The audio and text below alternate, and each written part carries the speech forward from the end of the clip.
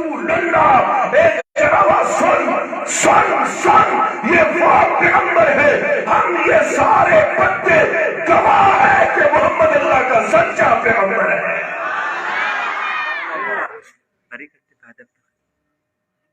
تو ہم اللہ فرما رہے ہیں اس نبی کی پاکیزہ زندگی تمہارے لیے بہترین نمونہ ہے۔ یہ جو رستے میں جو لوگ آئے ان کو پیچھے بٹھاؤ، پیچھے ان کو بٹھاؤ، بیٹھ جاؤ، شیطان ادھر آگے آ جاؤ، پیچھے بیٹھ جاؤ، کوئی ادھر کھڑا نہ ہو، سارے ساتھی بیٹھ جائیں۔ تو پاک نبی کی زندگی ہمارے لیے بہترین نمونہ ہے۔ حضور کی زندگی میں حضور کا اخلاق ہے، کردار ہے، عبادت ہے، جہاد ہے، چلنا ہے، بیٹھنا ہے، مسکرانا ہے۔ اسی طرح حضور کی زندگی میں ایک سنت نکاح بھی ہے۔ کیا ہے بھائی؟ نکاح۔ اب نکاح کیا ہے؟ عبداللہ بھائی کا انشاءاللہ ایک دو دن میں نکاح ہے، جمعرات کے دن ہم دعا کو اللہ پاک خیریت سے جائیں، خیریت سے آئیں۔ نکاح کیا ہے؟ عبداللہ بھائی نے کہا نکاح کے بارے میں کچھ باتیں کہنا۔ نکاح ایک ایسی چیز ہے، ہمارے اور آپ کے نبی کا پاک فرمان ہے کہ جو بندہ نکاح کرتا ہے، ہر بندہ کوئی کاروبار کرتا ہے نا، پھر سوچتا ہے اس میں فائدہ کیا ہے۔ کوئی بھی کاروبار ہے اس میں تو یہی سوچتا ہے نا بھائی اس میں فائدہ کیا ہے۔ تو بھائی نکاح کا فائدہ کیا ہے؟ آؤ پاک نبی سے پوچھتے ہیں۔ ہمارے اور آپ کے نبی نے فرمایا جو بندہ نکاح کرتا ہے، ثلاثۃ علی اللہ عونہم، اللہ کے اوپر لازم ہے تین بندوں کے اللہ نے اپنے اوپر ذمہ داری اٹھائی ہے کہ ایسے لوگوں کی میں مدد کروں گا، نصرت کروں گا۔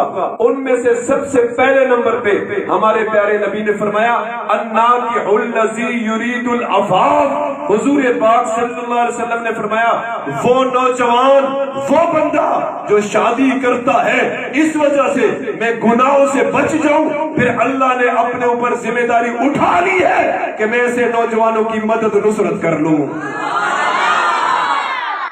دین میں مدد، ایمان میں مدد، عبادت میں مدد۔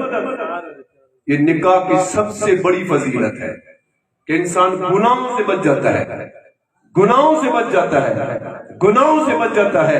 اور ہمارے اور آپ کے نبی نے یہ فرمایا کہ میرے اور بھی سنت ہے لیکن سنت نکاح وہ میری سنت ہے، النکاح من سنتی۔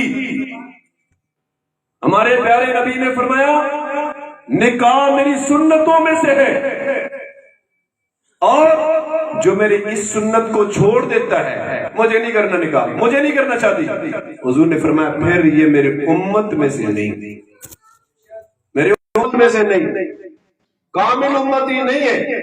پتہ چلا کامل امتی وہ ہے جو نکاح کرے، اور نکاح اس لیے کرے یہ سنت رسول ہے۔ حدیث پاک میں یہ بھی آتا ہے ایک بندہ نماز پڑھتا ہے، ایک نماز پڑھے ایک نماز کا ثواب۔ حضور نے فرمایا جس نے نکاح کرنے کے بعد ایک نماز پڑھتا ہے اللہ اس کو 21 نمازوں کا ثواب عطا فرماتے ہیں۔ ہمارے پیارے نبی نے بھی نکاح کیا تھا، اور نکاح کرنے کے بعد کیا ہوتا ہے؟ دو خاندانوں کا آپس میں محبت بڑھ جاتا ہے، دو خاندانوں کا آپس میں محبت۔